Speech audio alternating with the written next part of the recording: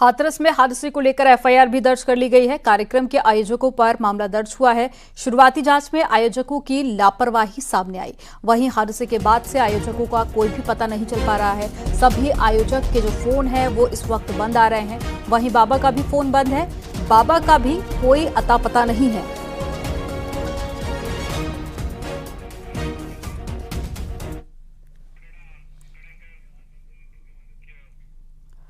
हाथरस में भोले बाबा के सत्संग में अचानक से भगदड़ मचने से 116 से ज्यादा लोगों की मौत हो गई।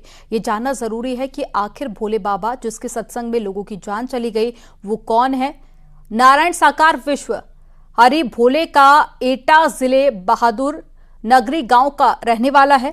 शुरुआती पढ़ाई लिखाई यहीं से हुई और बाद में पढ़ाई पूरी करके वो इंटेलिजेंस विभाग में नौकरी करने लगा और फिर कुछ सालों बाद में नौकरी छोड़कर अध्यात्म की तरफ मुड़ गया। और नारायण साकार हरि उर्फ भोले बाबा साधु संतों की तरह गेरुआ वस्त्र नहीं पहनता है। अक्सर सफेद सूट और टाई जूतों में नजर आता है, जैसा कि आप तस्वीरों में भी देख सकते हैं। कई बार कुर्ता पजामा पहना हुआ भी दिखाई देता है। नारायण साकार अपनी पत्नी के साथ में सत्संग करता है और इसके सत्संग को मानव मंगल मिलन सद्भावना समागम कहा जाता है। और कहा जाता है कि बाबा के भक्तों के लिए उनके चरणों की धूल इतनी कीमती होती है कि बाबा जहां से भी गुजर जाता है लोग उस मिट्टी को अपनी झोली में भरकर घर ले जाते हैं और उस मिट्टी का अपने बच्चों को टीका लगाते हैं। जानकारी के मुताबिक बाबा का एक घर आगरा के केदार नगर में है जो बीते 10 सालों से बंद पड़ा है।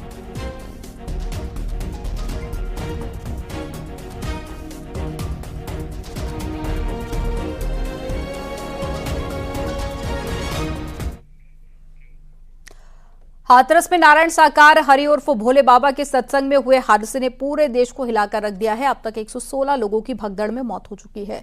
सैकड़ों लोग इस भगदड़ में घायल हुए हैं और प्रधानमंत्री मोदी और सीएम योगी आदित्यनाथ ने हादसे पर दुख जताया और मृतकों के परिजनों को 2-2 लाख रुपए मुआवजे का ऐलान किया। वहीं हादसे में एफआईआर दर्ज कर आरोपियों की तलाश की जा रही है।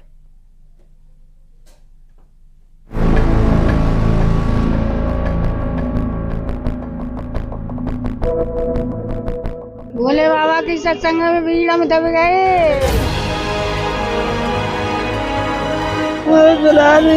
आप भी उस सत्संग में थी? जिन लोगों की इस हादसे में जान गई है, मैं उनके प्रति अपनी संवेदना व्यक्त करता हूँ। अरे एक भीड़ थी, वो एक दूसरे के ऊपर हो गए बच्चे।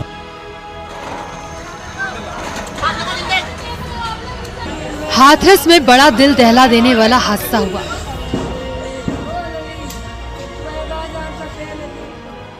सिकंदरा राव थाना इलाके के गांव फुलराई में सत्संग के दौरान भगदड़ मच गई। नारायण साकार हरि जो भोले बाबा के नाम से भी फेमस है, उनका प्रवचन चल रहा था। तभी अचानक भगदड़ मच गई जिसमें करीब 100 से ज्यादा लोगों की मौत हुई है। मरने वालों में ज्यादातर महिलाएं और बच्चे शामिल हैं। हादसे में घायल कई लोगों को अस्पताल में भर्ती कराया गया है। तो लगातार लोग बेहोश हो गए और उसके बाद कई लोगों की मौत हुई है। मेरे पीछे आप देख सकते हैं, ये यहाँ सीएससी है और सीएससी सिकंदरा हुआ। यहाँ पर लगभग 100 से अधिक भक्तों की मृत्यु हुई है, जहाँ पर उनके शव रखे गए हैं। प्रशासनिक अधिकारी मौके पर हैं और प्रशासन के अधिकारी पहुंचे हैं।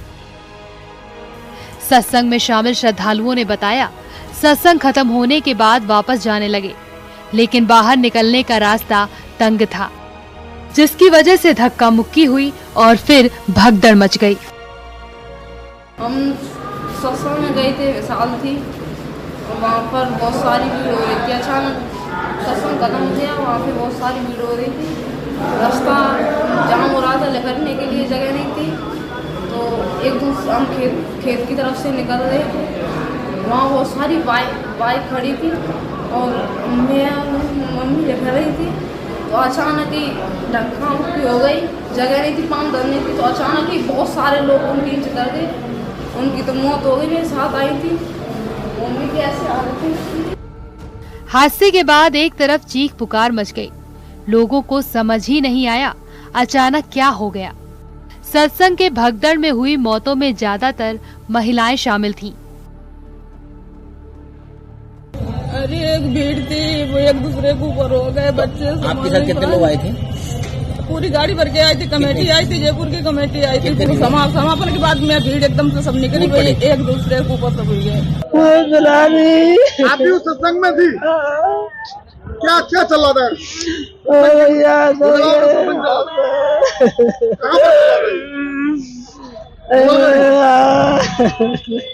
कितनी भीड़ थी वहाँ? बहुत भीड़ थी भैया।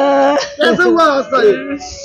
भैया नीचे दब गए, बहुत पब्लिक ऊपर निकल गई। एक संग भीड़ आई है सुबह में, का सत्संग चल रहा था। फिर क्या हुआ? भोले बाबा की सत्संग में भीड़ हम दब गए। हादसे की सूचना मिलने के बाद आला अधिकारी भी मौके पर पहुंच गए।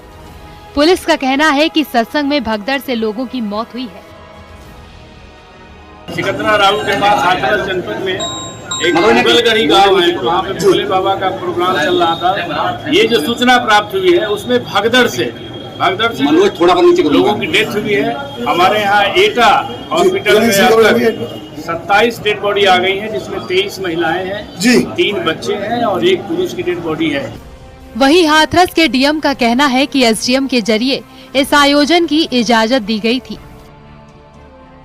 इसकी परमिशन एसडीएम साहब द्वारा दी गई थी और इसमें एक प्राइवेट आयोजन था जिसमें कि पूरी ड्यूटी कानून व्यवस्था और सुरक्षा के लिए लगाई गई थी और इसमें बाकी व्यवस्था जो अंदर की जानी थी वो स्वयं उनके द्वारा की जानी थी और इस संबंध में उच्च अधिकारी द्वारा एक उच्च स्तर पर एक जांच कमेटी भी गठित की गई है।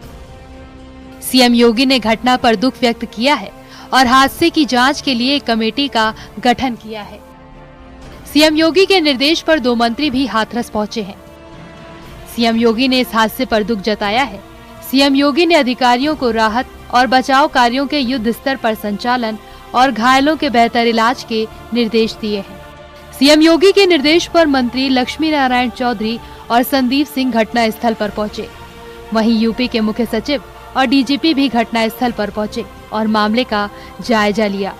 एडीजी आगरा और कमिश्नर अलीगढ़ के नेतृत्व में टीम गठित की गई है जो हादसे के कारणों की जांच कर रही है। संसद में पीएम मोदी ने भी हाथरस की घटना पर शोक जताया। पीएम मोदी ने घायलों के जल्द ठीक होने की कामना की है। एक दुखद खबर भी दी गई है। यूपी के हाथरस में जो भगदड़ हुई उसमें अनेकों लोगों की दुखद मृत्यु होने की जानकारी आ रही है। पंडाल में भगदड़ प्रवचन खत्म होने के बाद मची।